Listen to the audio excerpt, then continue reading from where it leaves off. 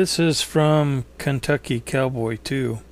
Mish, since you and Whistler seem to have a bond or special connection, have you ever thought about coming up with something you could leave for him besides food? When you feel he's around you, maybe he should leave something special for him as well, so that they might somehow show more than appreciation. It would be interesting to see if you got an interaction from him at any rate. It might make an interesting experiment as well. It could be something as simple as a pretty stone, but maybe something special to you would be better. I think I remember you talking about doing something similar before, but I just thought it might be interesting since you have a connection with Whistler. Okay, Kentucky Cowboy. Yes, I have done this in the past, and I will continue to do it.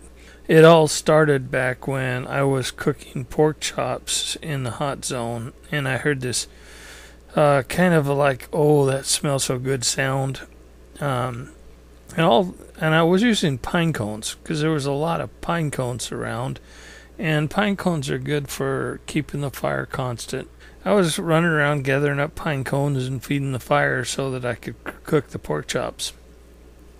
Well, when I heard the desirous groan, like, oh, that smells so good, I left one of the pork chops out and a soda can, and I left them on a log outside of camp, and of course they disappeared. Now, I'm not saying Whistler took them or Bigfoot took them or anything like that, but remember I said I was running around gathering up all the pine cones. Well, the next day I got up, and on the blind side of my trailer there was a pile of pine cones, a very big pile of pine cones that weren't there before. It's almost like I get the feeling it's going, more please, here's pine cones, cook more.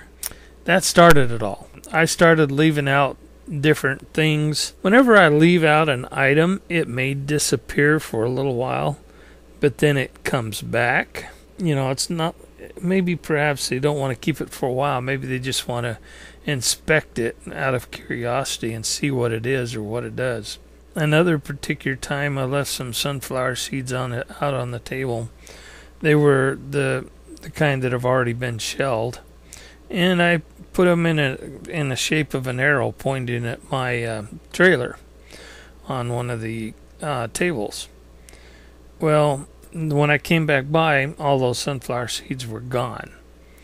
And so I thought, well, you know, maybe a squirrel had a real good lunch. You know, these cheeks are probably packed 5 or 6 times more than what he could hold. Something like that, you know.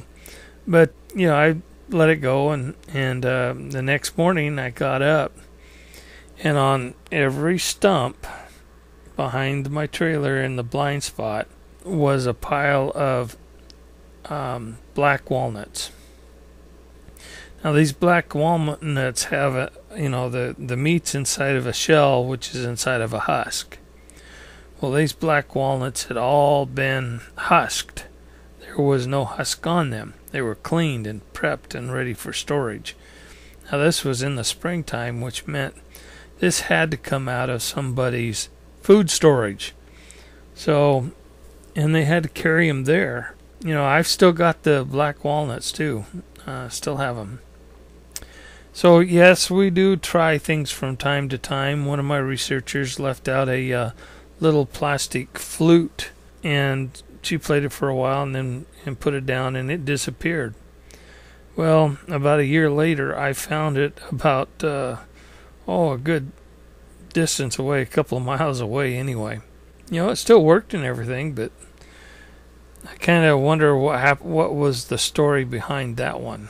Okay, this one's from Mish 1264. That is amazing. People hardly talk about these types of findings, even if it comes back as something we know. Could it be another type of database that could be done? Well, that's what I'm kind of doing with my videos, is I'm trying to record pretty much everything. I've got over 500 videos now, and I think that's a pretty good sized database. But yes, it would take a good sized organization to probably generalize the information that you're thinking about into separate databases. Yes, that's one of the reasons why I am photographing almost everything I do.